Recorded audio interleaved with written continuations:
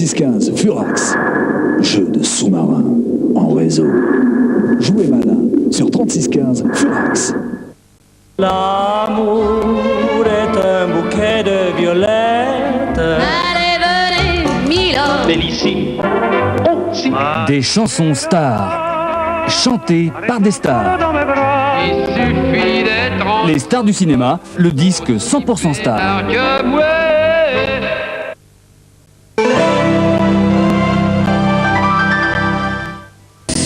L'événement olympique sur TF1.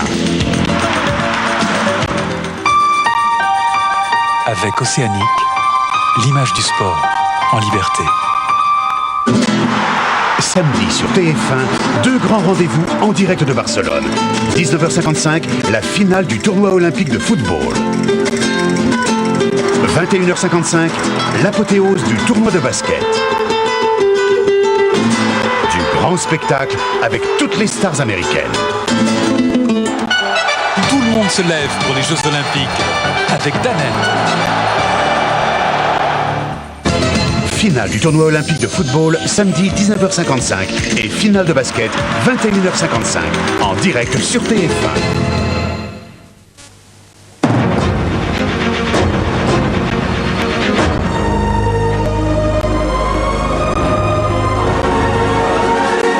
Médaille d'or, représentant la France, Marie-Josée Pérec.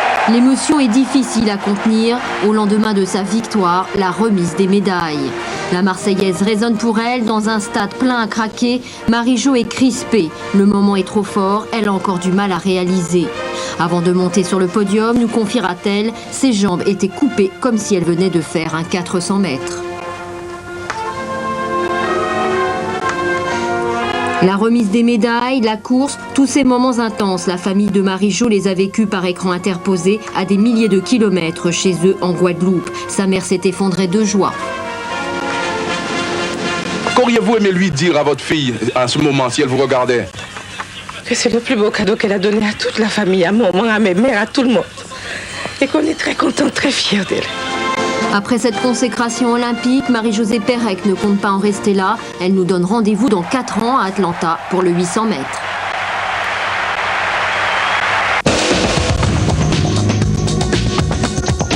Avec pour commencer la déception de Jean-Philippe Gatien en tennis de table.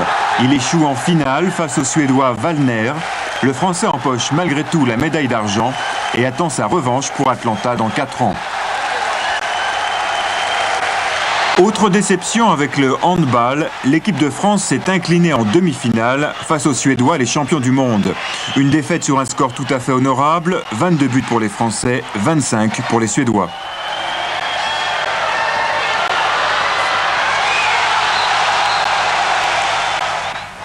Une course d'élan parfaite pour le dieu Carl Lewis et un bond à 8,67 m. Il remporte le titre olympique pour la 3e fois consécutive.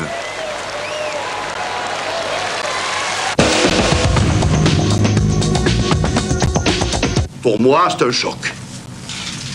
C'est un choc. Parce que dans ma vie, je n'avais pas prévu ça.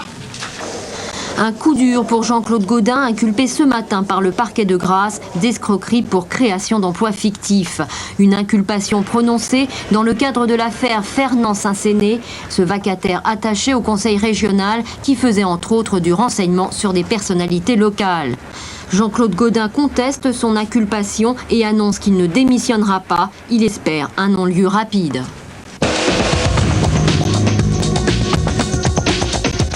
Cette semaine d'audience, 4 médecins inculpés, 3 ministres à la barre des témoins. Le procès du sang contaminé s'est achevé dans l'amertume pour les victimes en attendant le jugement du 23 octobre.